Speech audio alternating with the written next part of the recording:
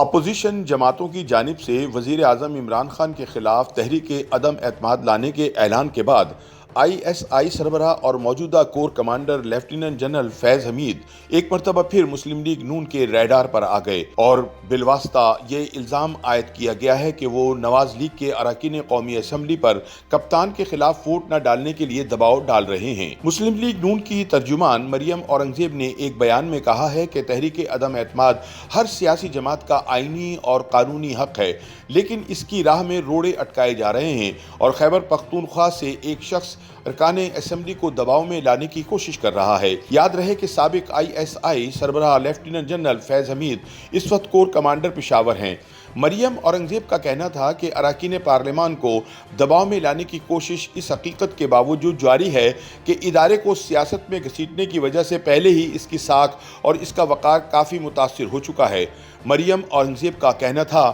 کہ آپ سیاست کے میدان میں سیاسی انداز میں اپوزیشن کا مقابلہ کریں۔ انہوں نے اراکین اسمبلی پر دباؤ ڈالنے والے شخص کو وارننگ دیتے ہوئے کہا کہ اگر آپ اپنی حرکتوں سے باز نہ آئے اور ادارے کو سیاست میں گھسیٹنے کی کوشش جاری رکھی تو ہم آپ کا نام لینے پر مجبور ہوں گے۔ ان کا کہنا تھا کہ یہ غیر آئینی حرکتیں عمران کے خوف اور شکست کا واضح ثبوت ہیں۔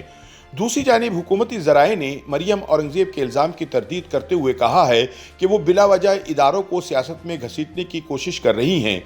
ان کا کہنا تھا کہ مریم جس شخص کی طرف اشارہ کر رہی ہیں، اگر وہ اپنی پوزیشن کا فائدہ اٹھاتے ہوئے حکومت کو فائدہ پہنچانے کی کوشش کرتا تو خیبر پختونخوا کے بلدیاتی الیکشن کے نتائج مختلف ہوتے اور وہاں کپتان مخالف اپوزیشن جماعتیں اکثریت حاصل نہ کرتی۔ لیکن دوسری جانب حکومتی موقف پر رد عمل دیتے ہوئے اپوزیشن ذرائع کا کہنا ہے کہ بلدیاتی الیکشن کے انعقاد سے چند ہفتے پہلے پشاور کی اہم ترین غیر سیاسی شخصیت نے پی ٹی آئی کے امیدواروں کے حق میں اپنا اثر و رسوخ استعمال کرنے کی کوشش کی تھی، جس کے بعد ان کی شکایت کی گئی اور ادارے کے سربراہ نے اس کا نوٹس لیتے ہوئے موصوف کو مکمل غیر سیاسی ہو جانے کی ہدایت کی۔ مسلم لیگی ذرائع کا کہنا ہے کہ مریم اورنگزیب کی جانب سے یہ بیان نواز شریف اور شہباز شریف کی مرضی کے بغیر جاری نہیں ہو سکتا، جس کا مطلب یہ ہے کہ پشاور سے واقعی کچھ نہ کچھ حرکت ضرور ہو رہی ہے۔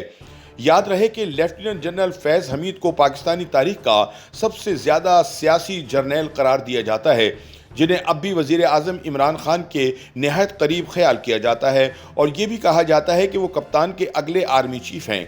ماضی میں فیض حمید پر یہ الزام لگتا تھا کہ وہ وزیر اعظم عمران خان کا سیاسی ایجنڈا آگے بڑھانے کے لیے اپنی ایجنسی کا بے دریغ استعمال کرتے تھے اور سیاسی جوڑ توڑ میں بھی فعال کردار ادا کرتے تھے۔ تاہم فیض حمید کے برعکس آئی ایس آئی کے نئے سربراہ لیفٹیننٹ جنرل ندیم احمد انجم نے مکمل طور پر غیر سیاسی ہونے کا فیصلہ کیا ہے اور میڈیا پر بھی نظر نہیں آتے۔